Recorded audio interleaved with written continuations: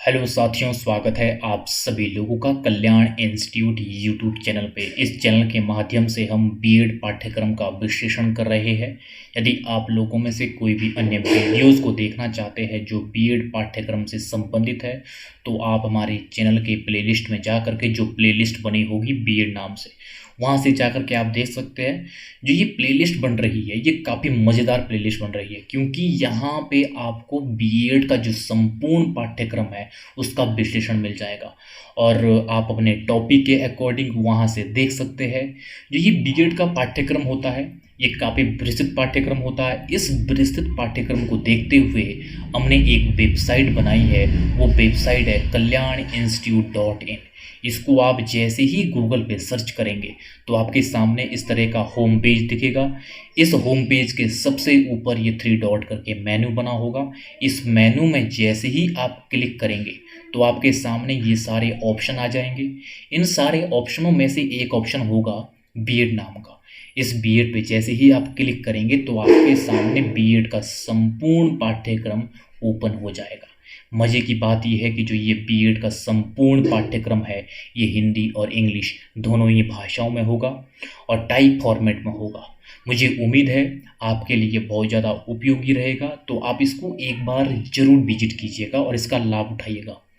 आज का हमारा टॉपिक रहने वाला है इस वीडियो के अंतर्गत रमसा। रमसा यानी कि राष्ट्रीय माध्यमिक शिक्षा अभियान। आज हम इसके संदर्भ में बात करेंगे। ये जानेंगे कि रमसा क्या है, रमसा की शुरुआत क्यों हुई, किस तरह से हुई और रमसा के क्या उद्देश्य है, और इस संदर्भ में हम इसके बारे में बिंदुवार समझने का प्रयास करेंगे कि ये है क्या है।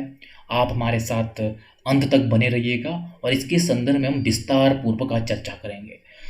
और रमसा के संदर्भ में अगर हम बात करें तो उससे पहले हमारे देश में सर्व शिक्षा अभियान की शुरुआत हुई। सर्व शिक्षा अभियान यानी कि जो सर्व शिक्षा अभियान है, इसके तहत जो प्रत्येक जो बच्चा है भारत में उस तक किस तरह से जो माध्यमिक शिक्षा है वो पहुंचाई जाए, वो पहुंचाई गई सर्व शिक्षा अभियान के तहत। यानी कि कक्षा 1 से कक्षा 8 तक के जो बच्चे हैं जिनकी आयु 6 वर्ष से 14 वर्ष है, तो उन तक किस तरह से जो प्राथमिक शिक्षा है वो पहुंचाई जाए। हमने ये देखा कि किस तरह से जो सर्व शिक्षा अभियान है, सर्व शिक्षा अभियान किस तरह से सफल हुआ। इसके संदर्भ में पहले बात की है। अगर आपने उस वीडियो को नहीं देखा तो उस वीडियो को भी देख लीजिएगा। जो सर्व शिक्षा अभियान है, सर्व शिक्षा अभियान ये सफल कार्यक्रम हुआ। किस तरह से जो प्राथमिक शिक्षा है, प्राइमरी एजुकेशन है, उसका सार्वभौमिकरण किया गया इसके तहत। किस तरह से हर एक बच्चे तक जो प्राथमिक शिक्षा है वो प्रदान की जाने लगी। तो इसके चलते जब ये कार्यक्रम सफल हुआ, हमने ये देखा कि कक्षा 1 से कक्षा 8 तक के जो बच्चे हैं उनका नामांकन तो बढ़ रहा था, लेकिन आगे क्या हो रहा था?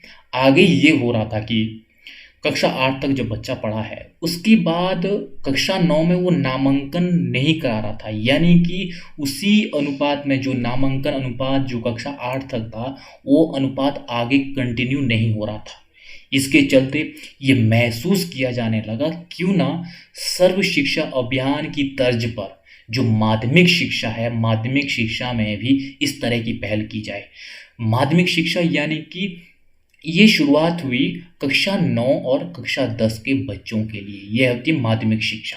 तो इस तरह से महसूस किया जाने लगा क्यों ना माध्यमिक शिक्षा के लिए भी इस तरह का पहल की जाए, इस तरह का जो आधारभूत ढांचा है उसको मजबूत किया जाए, ताकि जो माध्यमिक शिक्षा है, माध्यमिक शिक्षा में जो नामांकन अनुपात है वो बढ़ाया जा सके और हर एक बच्चे तक जो माध्यमिक शिक्षा वो पहुंचाई जा सके। तो इस तरह से जो राष्ट्रीय माध्यमिक शिक्षा जो अभियान है, जिसे रमसा कहते हैं, इसकी जो शुरुआत होती है वो होती है मार्च 2009 में। मार्च 2009 में रमसा की शुरुआत हुई भारत में। इसमें ये तय किया गया कि किस तरह से जो माध्यमिक शिक्षा है, कक्षा 9 और 10 के बच्चों तक जो शिक्षा है वो शिक्षा उच्च गुणवत्ता युक्त शिक्षा प्रदान की जाए, और जो माध्यमिक शिक्षा है वो हर एक बच्चे तक कैसे पहुंचाई जाए। इसके लिए क्या आवश्यक है, क्या आवश्यकता महसूस की गई? ये आवश्यकता महसूस की गई कि जो आधारभूत ढांचा है, आधारभूत ढांचे को कैसे मजबूत किया जाए। यानी कि अगर हमने अपने देश में जो माध्यमिक शिक्षा है उसका प्रसार करना है, उसके लिए आवश्यक है कि जो आधारभूत जो ढांचा है उसको मजबूत करना है, जिसमें कि विद्यालयों की स्थापना करना, हर एक गांव कस्बों में किस तरह से जो विद्यालय की स्थापना करना है, और उन विद्यालयों में शिक्षकों की व्यवस्था, और भी उन विद्यालयों में जो आवश्यक जो भी मूलभूत सुविधाएं हैं उन मूलभूत सुविधाओं को सुनिश्चित करना है। तब जाके हम जो माध्यमिक शिक्षा है, माध्यमिक शिक्षा को हर एक बच्चे तक पहुंचा सकते हैं, वो भी उच्च गुणवत्ता युक्त। तो इस तरह से ये आवश्यकता महसूस की जाने लगी। तो इसी के तर्ज पर, इसी को लक्ष्य को बना करके इस तरह से जो ये रमसा है, रमसा जो अभियान है, इसकी शुरुआत की गई ताकि पूरे देश में जो आधारभूत जो ढांचा है उसको मजबूत किया जा सके, जिसके चलते जो ये माध्यमिक शिक्षा है, माध्यमिक शिक्षा हर एक बच्चे तक पहुंचाई जाए। तो इस तरह से उच्च गुणवत्ता युक्त जो शिक्षा है वो रमसा के तहत जो बच्चों को वो प्रदान करने के संदर्भ में ये रमसा की शुरुआत होती है मार्च 2009 में। और किसी भी बस्ती में, यानी कि किसी भी गांव बस्ती में उचित दूरी के भीतर माध्यमिक शिक्षा के जो विद्यालय वो स्थापित करने हैं। किस तरह से अगर हम गांव घर में किस तरह से उसको माध्यमिक शिक्षा को पहुंचाना है, तो वहाँ के लिए पहुंचाने के लिए क्या करना होगा, हर एक क्षेत्र पे, हर एक दूरी पे, उचित दूरी पे हमें क्या करना होगा, जो माध्यमिक विद्यालय है, माध्यमिक विद्यालयों को स्थापित करना होगा, उनको खोलना होगा। तब जाके हम जो माध्यमिक शिक्षा है उसको हम हर एक विद्यार्थी तक पहुंचा सकते हैं। तो इस तरह से ये सुनिश्चित किया गया इसके अंतर्गत। और किसी माध्यमिक विद्यालय को निर्धारित जो मापदंड है उन मापदंडों के अनुरूप बनाया जाएगा, यानी कि इसके अंतर्गत कुछ मापदंड तय किए गए, उन मापदंडों के तहत जो विद्यालय है, विद्यालयों की स्थापना की जाएगी। इस तरह से जो उच्च गुणवत्ता युक्त जो शिक्षा है उसको प्रदान किया जा सके। माध्यमिक स्तर पर प्रदान की जाने वाली शिक्षा उच्च गुणवत्ता युक्त होगी और उसमें सुधार होगा, उच्च गुणवत्ता युक्त वो शिक्षा होगी। इससे ये सुनिश्चित किया गया कि किस तरह से जो हम रमसा के तहत जो शिक्षा देंगे वो शिक्षा हम उच्च गुणवत्ता युक्त देंगे, जिसके लिए मानक बनाए तय किए गए। उन मानकों के तहत जो विद्यालय की स्थापना होगी और वहाँ पे शिक्षकों की भर्ती होगी। तो इस तरह से ये सुनिश्चित किया गया। और जो समाज में जो असमानताएं हैं, वो असमानताएं लिंग के आधार पर असमानताएं और सामाजिक आर्थिक असमानताएं हैं, और विकलांगता को जो बाधाएं होती है, विकलांग जो व्यक्ति होते हैं उनकी जो बाधाएं होती है, उन बाधाओं को दूर करते हुए किस तरह से उन तक जो माध्यमिक शिक्षा है वो पहुंचाना है। जब हम देखते हैं कि किस तरह से समाज में लिंग के आधार पर जो असमानताएं होती है, उन असमानताओं के चलते जो लड़कियां जो माध्यमिक शिक्षा वो प्रदान नहीं कर पाती है। अनेक समाज में जो सामाजिक आर्थिक असमानताएं होती है उनके कारण भी, और जो विकलांग व्यक्ति होते हैं, विकलांग व्यक्ति भी समाज में किस तरह से जो वंचित होते हैं माध्यमिक शिक्षा से, इन सभी बाधाओं को दूर करते हुए उन तक माध्यमिक शिक्षा पहुंचाना एक जो रमसा का एक उद्देश्य था। किस तरह से उन तक जो माध्यमिक शिक्षा पहुंचानी है, हर एक गांव कस्बों में जो माध्यमिक विद्यालय वो स्थापित करने हैं और वहाँ पे जो शिक्षक है, शिक्षकों की नियुक्ति करनी है। तो इस तरह से हम जो उन तक जो शिक्षा है, जो माध्यमिक शिक्षा है वो पहुंचा सकते हैं। और ये तय किया गया कि 2020 तक सार्वभौमिकरण करना है ये माध्यमिक शिक्षा का, कि किस तरह से हर एक बच्चे तक हमने जो माध्यमिक शिक्षा है वो पहुंचानी है 2020 तक, जिससे कि हम ये कह सके कि अब हम हर एक बच्चे तक उच्च गुणवत्ता युक्त माध्यमिक शिक्षा पहुंचाने में सफल हुए। तो इस तरह से रमसा की ये शुरुआत हुई। अब हम इसके बाद ये जानेंगे कि जो ये योजना है, जो ये रमसा है, रमसा के तहत जो शिक्षा जो प्रदान की जाएगी उच्च गुणवत्ता युक्त शिक्षा, जो भौतिक सुविधाएं हैं, भौतिक सुविधाओं के तहत ये उच्च गुणवत्ता युक्त जो शिक्षा है वो प्रदान की जाएगी, जिसमें कि कुछ भौतिक सुविधाएं हैं, जिसमें से कि एक है अतिरिक्त कक्ष का निर्माण। हम सब जानते हैं अगर किसी भी क्षेत्र में अगर हमने उच्च गुणवत्ता युक्त शिक्षा प्रदान करनी है तो उसके लिए आवश्यक है उस क्षेत्र में विद्यालय को खोलना है, और पर्याप्त मात्रा में क्लासरूम होने चाहिए। तो इस अभियान के तहत ये सुनिश्चित किया गया कि जो अतिरिक्त कक्ष है उसका निर्माण करना है, ताकि उन कक्षाओं के माध्यम से उच्च गुणवत्ता युक्त जो शिक्षा है वो प्रदान की जा सके। और विद्यालयों में प्रयोगशालाओं का निर्माण होगा, जिससे कि प्रयोगशालाओं के माध्यम से जो शिक्षा जो प्रदान होगी वो शिक्षा बेहतर हो, और साथ ही साथ बच्चों का विद्यालयों में इंटरेस्ट पैदा हो। और विद्यालयों में पुस्तकालयों का निर्माण, किस तरह से पुस्तकालय अगर विद्यालय में होगी तो उसके चलते जो शिक्षा की गुणवत्ता वो बेहतर होगी। और विद्यालय में कला और शिल्प कक्ष का भी प्रॉपर व्यवस्था होगी विद्यालय में, जिससे कि जो विद्यालयों में जो बच्चों की जो क्रिएटिविटी को आकार दिया जा सके, उन क्रिएटिविटियों को एक निखारा जा सके, जिससे कि जो विद्यालय में जो शिक्षा प्रदान की जाएगी वो उच्च गुणवत्ता युक्त शिक्षा होगी। और विद्यालय में शौचालय ब्लॉक बनाए जाए, किस तरह से जो विद्यालय में अगर शौचालय ब्लॉक होंगे तो इस तरह से जो शिक्षा भी उच्च गुणवत्ता युक्त होगी। और साथ ही साथ जो विद्यालय का वातावरण है वो वातावरण भी उच्च होगा, और विद्यालयों में पर्याप्त सुविधाओं के चलते जो शिक्षा है वो शिक्षा उच्च गुणवत्ता युक्त होगी। और विद्यालय में पेयजल की व्यवस्था होगी, पर्याप्त पेयजल की व्यवस्था भी होनी चाहिए। भी तय किया गया कि किस तरह से रमसा के तहत जो पेयजल की व्यवस्था होगी। और दूर दराज के जो क्षेत्र है, दूर दराज के क्षेत्रों में शिक्षकों के लिए आवास की व्यवस्था होनी चाहिए। आवास की व्यवस्था हम देखते हैं कि दूर दराज के क्षेत्र में किस तरह से जो आवास की समस्या आती है, जो विद्यालय में जो शिक्षक होंगे उन शिक्षकों के लिए आवास की व्यवस्था होगी, जिससे कि वो शिक्षक उच्च गुणवत्ता युक्त शिक्षा दे सके विद्यालयों में। तो इस तरह से ये सुनिश्चित किया गया कि इन भौतिक सुविधाओं के तहत जो शिक्षा की जो गुणवत्ता है उसको बेहतर किया जाएगा। तो इसके चलते हम ये भी देखते हैं कि जो रमसा के तहत ये सुनिश्चित किया गया कि किस तरह से छात्र शिक्षकों का जो अनुपात है उस अनुपात को भी बेहतर किया जाएगा।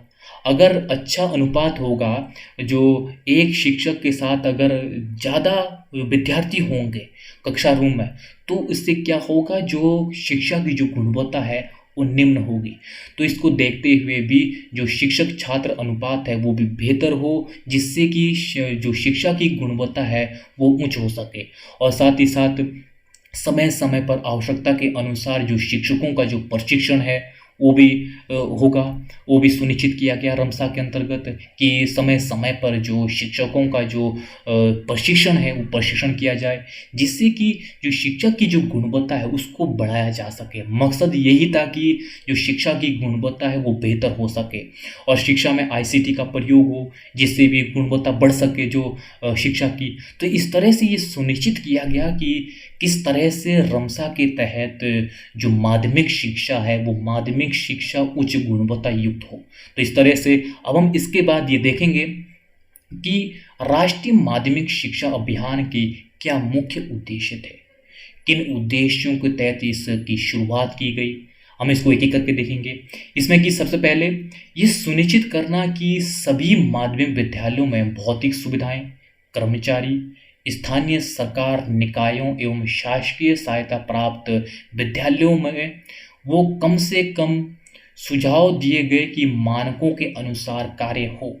यानी कि ये सुनिश्चित किया गया रमसा के अंतर्गत कि जो भी विद्यालय खोले जाएंगे और उन विद्यालयों में जो शिक्षकों की नियुक्ति होंगी वो सभी क्या होगा, वो निश्चित मानकों के तहत होगा। निश्चित मानक तय किए गए हैं, वो चाहे शासकीय सहायता प्राप्त विद्यालय हो। वो उस संदर्भ में ये सुनिश्चित किया गया कि जो शिक्षा की गुणवत्ता है वो बेहतर तभी होगी जब निश्चित जो मानक होंगे उन मानकों को फॉलो किया जाएगा, ये तय किया गया।